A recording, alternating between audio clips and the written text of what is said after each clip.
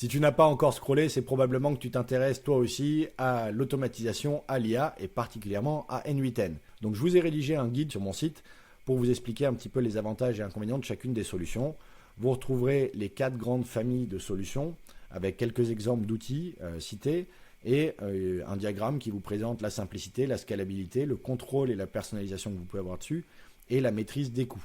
Vous avez également un petit tableau de synthèse avec les étoiles pour vous aider à faire le choix et 4 encarts sur le type de profil que vous pouvez être et quel type de solution est adapté pour vous ou pour le profil de vos clients. La version la plus simple, la plus triviale, la plus rapide, la plus facile d'accès, c'est de prendre une offre d'essai chez eux et de prendre un abonnement mensuel chez N8N Cloud, donc tout hébergé chez eux.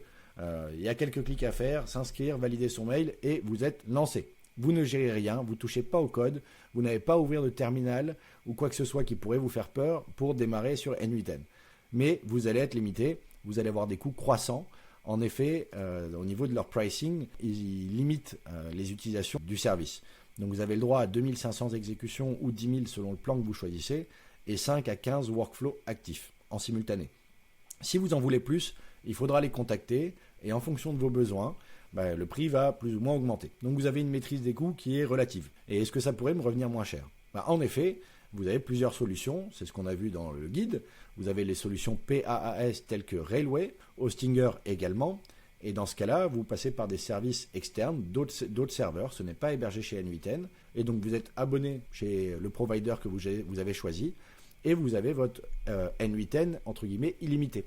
Vous n'avez plus de limite de workflow actif, plus de limite d'exécution. Dans l'idée, si vous suivez le guide, vous verrez qu'il y a quelques exemples de services PaaS et de services VPS. Sur un serveur auto-hébergé, c'est à vous de tout gérer, toute l'installation.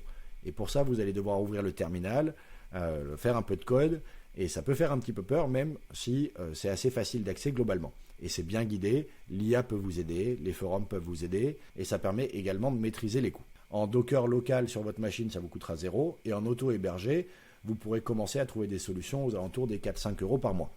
Et vous avez le contrôle total de ce que vous installez sur votre serveur.